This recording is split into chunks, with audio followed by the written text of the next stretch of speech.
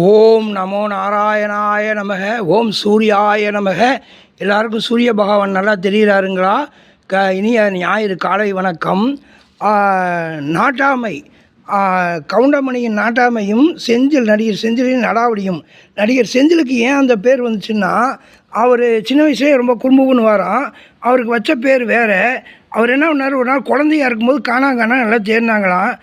கடைசியில் ஒரு பஸ்ஸு கீழே போய் குழந்தையா தவந்து போய் உட்காந்துக்கிட்டாரு. எல்லாம் தேடி பார்த்துருக்காங்க ஊருக்குள்ளே, கிடைக்கல. ஆள் வீட்டை சுற்றி தேடிருக்காங்க, கிடைக்கல. பஸ்ஸு போனதுக்கப்புறம் பார்த்தா பஸ்ஸு கீழே உட்காந்துட்டு இருந்திருக்கார் குழந்தையா, கை குழந்தையா அப்படியே தவந்து போகிற கண்டிஷனில். அப்போ தான் அவரை தூக்கிட்டு வந்துட்டு அந்த பஸ்ஸோட பேர் செந்தில் டிரான்ஸ்போர்ட்டு.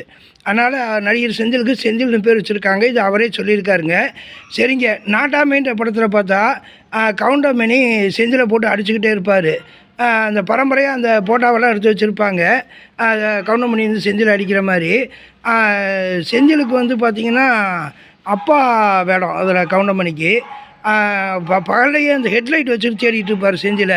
அடே தகப்பா அப்படின்ட்டு. கடைசியில் பார்த்தா அந்த முதியோர் இல்லத்தில் வந்து சொல்லிக் கொடுக்குற இடத்துல போய் பொம்பளை பிள்ளைகள்ட்ட எல்லாம், அங்கே போயிருக்க பொம்பளைகள்ட்ட எல்லாம் கிளவிகள்ட்ட எல்லாம் வம்பு பண்ணிகிட்டு இருப்பார்.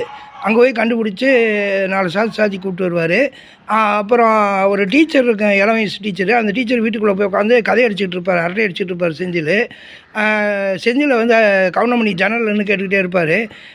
அந்த அம்மா வந்து பார்த்துட்டு அப்பான்னு சொல்லிடும்.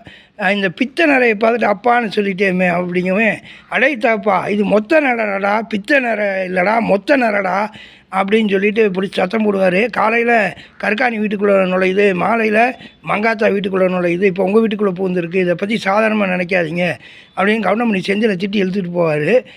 கடைசியில் பிச்சைக்காரியை கூட வச்சுட்டு இருப்பார். மேடம் அப்படின்னு சொல்லிட்டு, மகனேனுங்க மகன் போய் என்னை போய் மகனேன்றிய பிச்சைக்காரி அப்படிம்பார். என் மகன் ஊட்டி கான்வென்ட்டில் படிக்கிறான் அப்படிங்க அந்த அம்மா.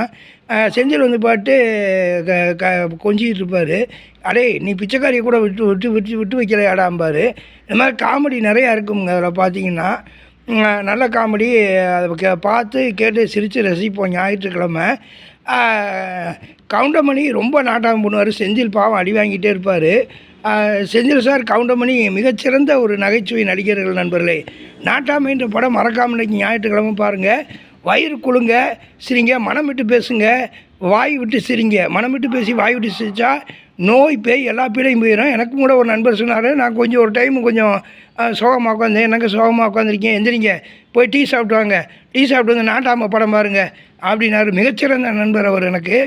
அப்படியெல்லாம் உற்சாகப்படுத்துகிறாங்க. அந்த உற்சாகத்தை நானும் உங்களுக்கு தரேங்க. நாட்டாமை